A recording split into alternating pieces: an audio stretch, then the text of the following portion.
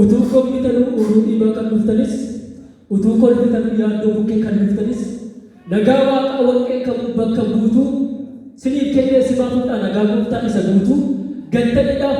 mancaniidhaaf kan singaa dudiinaa duutu.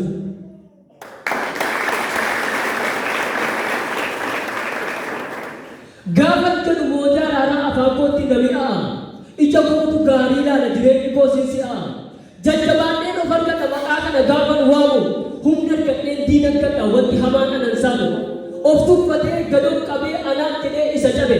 isa gaaraa teessoo haaraa kana dhaabuuf kosii keessaa ulkufadhee teessoo ulfinaa akka yaaluuf ulfina isaa dhiisee dhufee anaaf jedhee isa ta'e akka malee iddoon taanetti anaaf dhufee naan dhala isaa jireenyatti na dabale narkaa gatee du'a hamaa bara baay'ee sana eelche anas waamee kunoo gamaa akka faarsuuf arraba koo naaf qajeelche kaleessi koo kan fokkisu iddoon taane kanan ture isa godhe akka fokkisu hidhaadoo anarraa mure nama har'a ga'u miti gaafa laalu duuba koo naan jedhe natti citii narraa fuudhee humna koo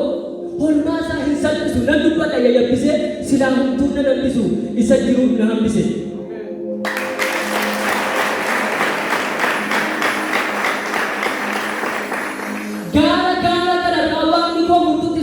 Fuudhee darbata si dinqirra koonarraa halluu salphinaa ta'e ulfinni si argata utuma si danqanii siif of nyaataaf danuun qaana'uu kee nargani siif hin baate aduun golollisaa jiruu kee hafasee ucilline yoo cabes bidiruun kee waaqni kee taasistine tabbaabbaa namaayyuu waaqni koo hin qaroomsa hin dhingatu hamaayyuu of dagataan namuumsa mootii haraaraatiin araarsaa dacheef samii bishaanessaa hojii jinnii jabaan isa boo'u kami hin urga'a foonii isaatti faarfamuunis irraa tola hin mooga'a garaa isaatti dadhabaadhaaf isa lola waliin guurree waan adanii keessaa dhabne kan akkasaa lapheen dhugaan isa balu ba'ee kan lolu bakkasa ulfina isaa xinnoo godhee kan nuuf baate jirma hamaa nuuf ijaajjee hiddoo gadhee nu fayyisuuf ta'ee nama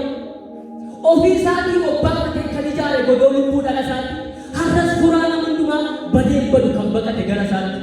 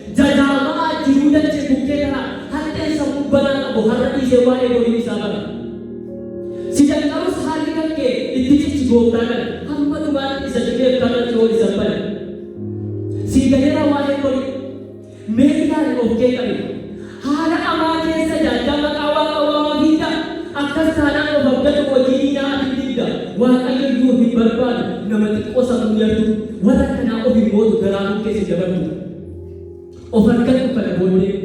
injiraatti ofii oollee boriftaankee isa gaarii totolfachuuf arra gaarii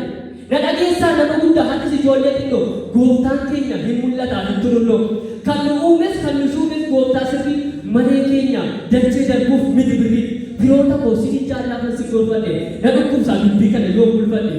natti tolu nan ciigaa jiruu laaqaan sinaa qubsu gooftaan tokko eebba lafaa eebba waaqaan fedhoo buluuti waloo irraa kan dhageessan dogoggorus gabaa gochaa anis kunuun ala geessa.